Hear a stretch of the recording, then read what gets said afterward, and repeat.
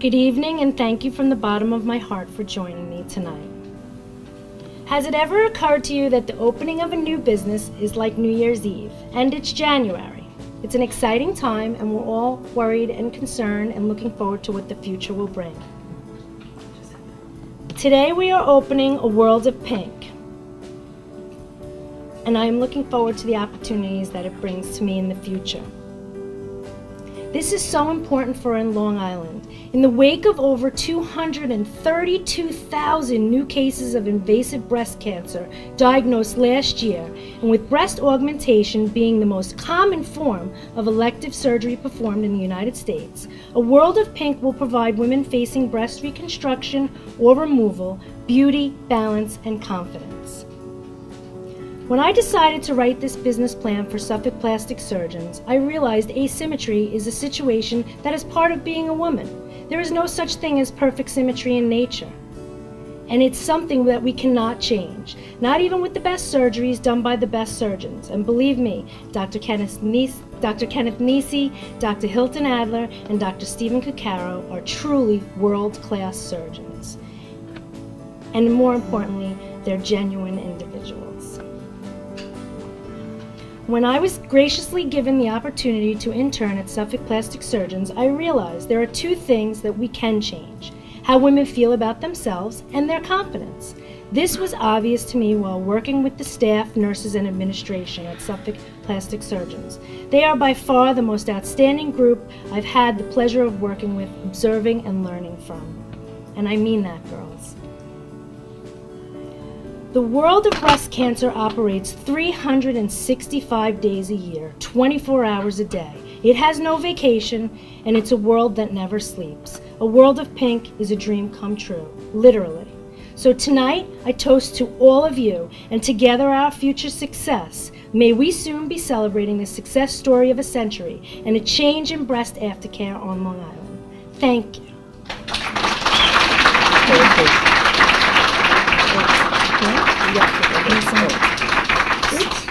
So I'm going to have the pleasure of showing you a wonderful video that was made by my camera team, who's been amazing, and it's very, very, very special to me. And it's Dr. Cuccaro, who is one of the surgeons at Suffolk Plastic Surgeons who couldn't be here this evening, is on the video. Hi, my name is Lisa Marks.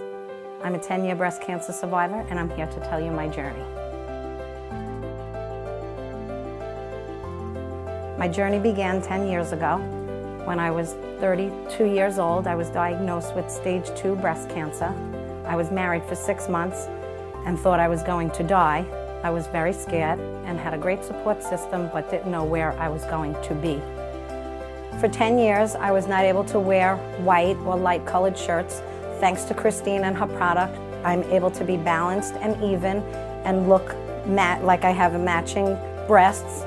And thanks to her, I can now wear the clothes that I like to wear, and I feel very proud wearing them. There's a need that has to be met, and it hasn't been met outside so far. There are women that have lumpectomies after breast cancer, or even part of the breast removal, what we call a quadrantectomy, that have defects that cannot be filled with regular bras. So Christine has the advanced knowledge of prosthetics, as well as the ability to make custom prostheses with bras, so that patients could feel whole and feel balanced, which is a very important part of the reconstructive process. We here at Suffolk Plastic Surgeons, we deal with a lot of breast cancer. We are affiliated with the Mather Fortunato Breast Center as well as the Carol Baldwin Center. In our treatment of breast cancer, there are patients that we see that sometimes don't even want a reconstruction. So even those type of patients that have a normal breast on one side and have a mastectomy on the other side, they can also benefit from this situation. So they can feel that even if they decide not to have a reconstruction, that there's a benefit for them for this service. You don't know until you go through something like that you get dressed in the morning and you take for granted every day you have hair and you could put on a nice bra, whether you have big breasts or small breasts. I had one breast, and thanks to Christine, now I have 2. I've been referring a lot of my patients out for this service, but now we can have it right here at our own facility at Suffolk Plastic Surgeons. Thank you so much to Christine Guarino for changing my life, and we're friends forever, and you'll never get rid of me. I love you. Thank you.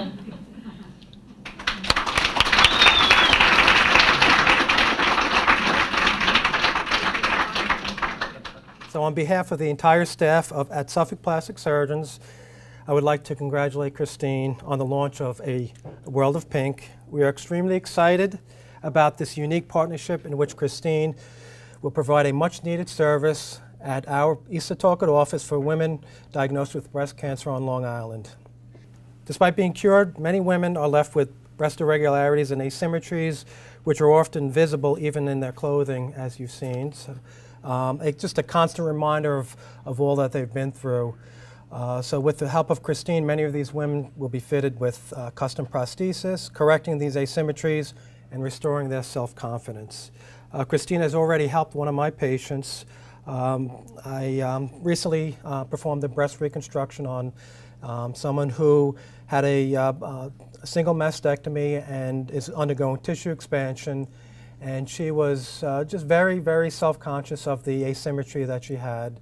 And before Christine, I really didn't have an option for her, so this was just in the works, and I said, let's try this patient out and see how it goes. So she fitted her with a custom prosthetic with a, like she showed, a variable insert that she could take out some as she was getting expanded.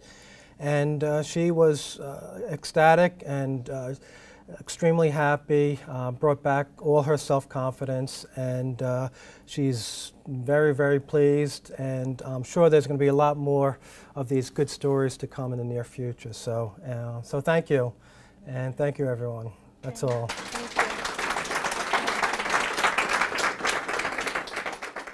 Breast cancer, as you probably all know, is a very, very prevalent disease, especially on Long Island. When I first started in practice, 1 out of every 9 women was diagnosed with breast cancer, and now it's about 1 out of every 8 women is diagnosed with breast cancer. So it's a very devastating problem that a lot of women have to face. And of course, years ago when I first started in practice, women had mastectomies and they were not even offered reconstructive options. That was the thinking back then. This was 20 plus years ago. But of course, nowadays things have changed in the reconstructive side of things from a plastic surgical standpoint. Women are now being offered reconstruction, the various options, and of course nowadays we're doing a lot of what we call immediate reconstruction. So immediate reconstruction means that at the time of the after the diagnosis, but at the time of the mastectomy, the women will start the process of a reconstructive effort, which is very, very gratifying for a lot of women to be on their way to becoming whole again. Also, a lot of women are being diagnosed, of course, much earlier nowadays. So if a woman is being diagnosed much earlier, she can also have a much less invasive procedure. A lot of women nowadays are having lumpectomies. They're having lumpectomies with radiation or quadrant resections or partial mastectomies and things of that nature. But all of these procedures are or can be deforming in a certain sense. They can be curative, but they can also leave a woman with less than what she started with, and of course feeling happy that she's alive, of course, and happy that she's healthy, but not feeling whole and not feeling good about herself. And that's where Christine has come in. We, of course, specialize in the reconstructive portion of the surgery, but in spite of our best efforts, women will still benefit from having prostheses, custom bras, and sometimes other prostheses during the reconstructive effort. So what Christine does is very much needed. She's brought a certain expertise to what she does that we have not seen on Long Island, as Dr. Nisi mentioned. And we're very, very happy to work with her, and we know that together we're going to complete the job. And what I like to say is Christine is the finishing touch. So, right. So thank you very much. Okay. Thank you. Anita International was founded in 1888 and is currently run by the 3rd generation of the founding family. The company is located in Brandenburg, Germany, and our United States headquarters is in Fort Lauderdale, Florida. I first met Christine last February when she attended our post-mastectomy class. I was immediately attracted by her energy, her enthusiasm, and a week later she called me and she said to me, "I'm going to change this business on Long Island." And I said to her, from your mouth to God's ears. Well, I guess he was listening, because here we are tonight. World of Pink will offer our breast cancer survivors compassion and choices to enable a smooth journey as they navigate through the very, very difficult process of post-mastectomy surgery. This will also be a tremendous asset for our doctors and surgeons, knowing that they're referring their patients to somebody that has gone the distance, has gone and become a certified mastectomy fitter. Christine, as you know, has a long professional standing, and she's going to bring to Long Island what these women need, and they can go somewhere and feel good about their experience. Anita International is very proud to be partnering with Christine and a World of Pink, and to ensure the women of Long Island that they will now have a haven for all of their post-surgical needs. Thank you so much. So welcome. Hey, thank you so much. I tell you, I've traveled the world. I've traveled the world and met some of the most interesting, powerful, and impactful people. And when I sat with you for 5 minutes, I recognized it. I recognized it. There's that thing. She's got it. She's got a great ambition. She has a philanthropic heart, and she has the passion to impact this world in a positive way. And as Corinne had stated, it's important to have that strong, small circle, and it's important for these type of endeavors to build that circle. And that's where all of us come in, where you tell everybody you can tell. I know I've tweeted a couple of times already today, and just tell as many people as you can that this is here. My mom. I mean, this was, when I met you, before I get into my mom, when I met you, I had this, it's like this moment that things just pop. So before I was a behavioral doctor, before any of that, I was a military policeman. I went into the Air Force. I didn't have a good high school run. I'm pretty sure I failed lunch. And then Air Force basic training, get this genius. Air Force basic training's in San Antonio, Texas. And who signs his name next to July? Great move. So it's 125 degrees, and they march you on blacktop because they're really compassionate. And so you're dressed up like a tree. And I had always thought that this moment of, I had been told that your military service, your maturity is going to kick in, you're just going to experience, and you kind of feel like it's that thing you read about, that, oh, and suddenly you understand it all. And it wasn't happening. And I remember on one particular occasion, I was frustrated, not as frustrated as our drill instructor. See, there were 60 of us, all about 18 years old-ish, marching on the blacktop. And military basic training is very, as you would say, same crap, different day. And we were kind of just going through the motions. You know, each day seems like the last, and every day is repetitive, and the same rules and the same processes you go through. And on one particular occasion, our drill instructor, the guy with the Smokey the Bear hat, was really mad at us, and he was pacing back and forth and saying, "What's wrong with y'all?" He said, "Get in formation." So we get in formation. There's 60 of us locked up in formation. He's pacing back and forth, and he's saying, "What's wrong with y'all?" He says, "I know. Say pop." Pop. Say pop again. And before you knew it, he had 60 guys standing on the blacktop going pop, pop, pop. He said, "Do you know what that is? That's the sound of your head coming out of your ass." That was my moment. That was my, oh. He was absolutely right. And there are moments, that one does take a second to kick in sometimes, that there are those moments that you just pop. You pop out of that same crap, different day mentality. And when I sat with you was one of those moments when I realized this has legs. This can move. This can impact. Are you taking, this is my good side, sir. If you're taking, this is it right here. That's my look. There are those moments that things impact, and this is it. And there are people, I promise you, there's 7 billion people in this world, and sometimes there's so many people that every time you meet someone new, they kind of remind you of someone else. When I met you, I knew that you had that thing to not only an idea, a lot of people have ideas, like a lot of people join the gym. No, none of you, but I'm just saying, some people have the idea but don't follow through. You have the idea and you're going to follow through, and this is it. There are a few people who take this vision, take this dream, and put it into reality, take what it takes to have the intent and bridge it with action into reality. And this is what we're all here for, not only to celebrate, but to support this great endeavor and great people in this world who, in your whole lifetime, you're only going to meet a few. You'll meet endless people with ideas, too many. If you have a shortage of them, I'll introduce you to my brother.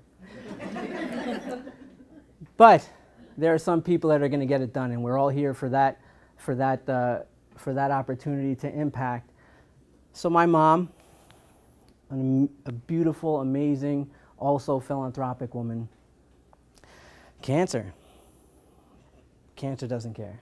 It doesn't ask. It doesn't care where you're from. It does not care at all. And through this incredible struggle, this year, this nightmare of a year, I'll never forget that the thing that had the greatest impact on me was seeing my mom as a woman. And not just my mom, but she cried the most. This is a woman who was told her type of cancer she had stage 3, and her type there is no stage 4.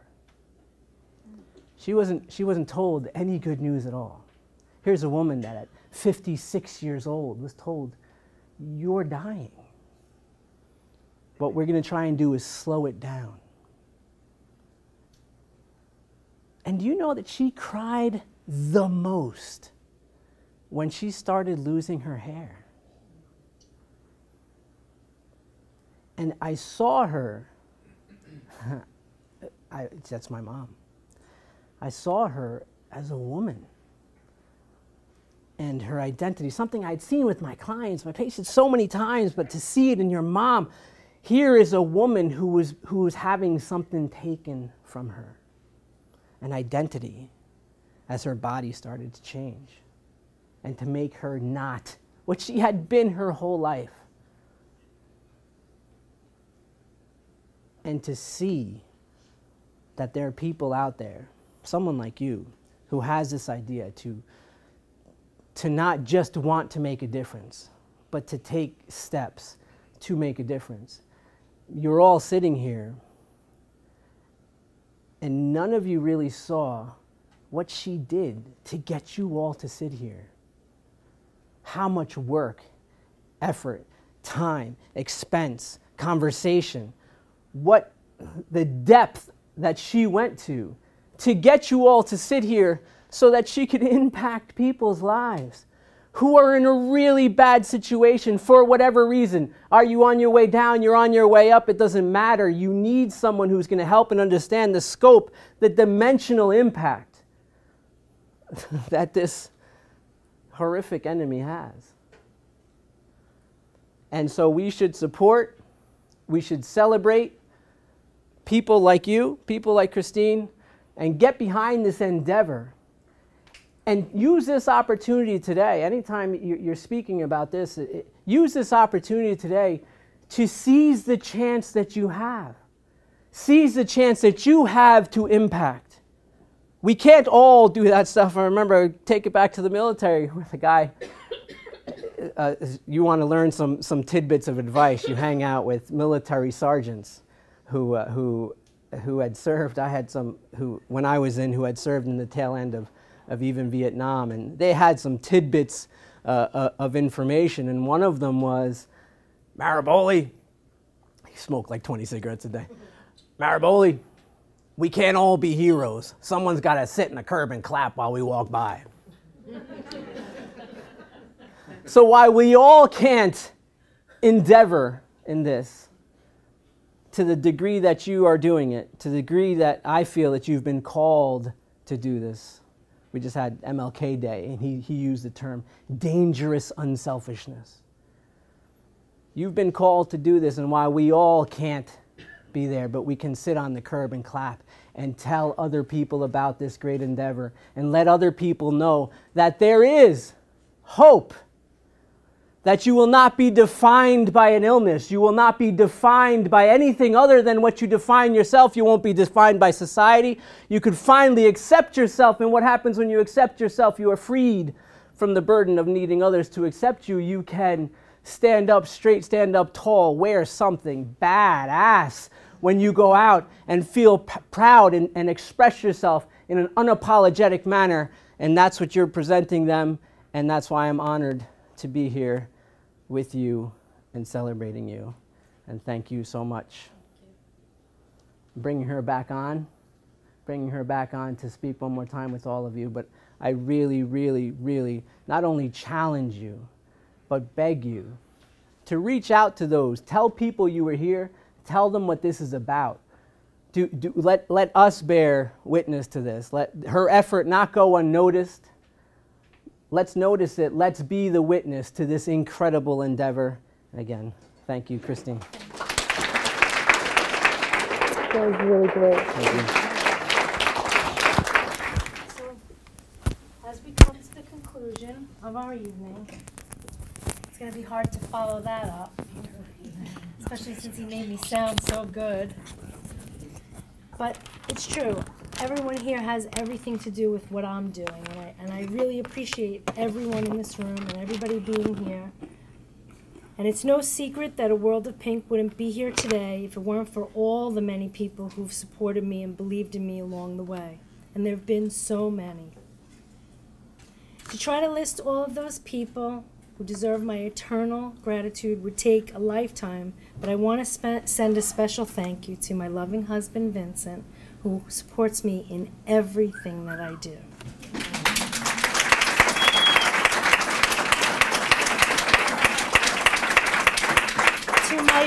To my 3 wonderful children who are not here, because they're so wonderful, who inspire me every day to get up and make changes for the next generation. To Suffolk plastic surgeons for giving me the opportunity to bring my dream to a reality.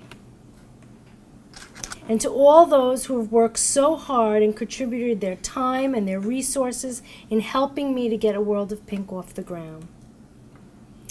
You know, my dad is here tonight, my brother, and while I was on the phone with my dad the other day, he told me that my grandfather always used to say, and we're an Italian family, so we kind of like just put it right out there. And I'm a lot like my dad, so we just put it right out there. And my grandfather used to say, you're here for a very short period of time, but you're dead for a really long time. So make things happen. And I realized that my dad taught me that as well. That was passed on to me. And that very same quote is what I say to my kids and how I live my life every day. And I will make things happen for this generation. I will. I will change breast aftercare on Long Island. And I'm grateful for everyone in this room to support me and make it happen with me. Thank you.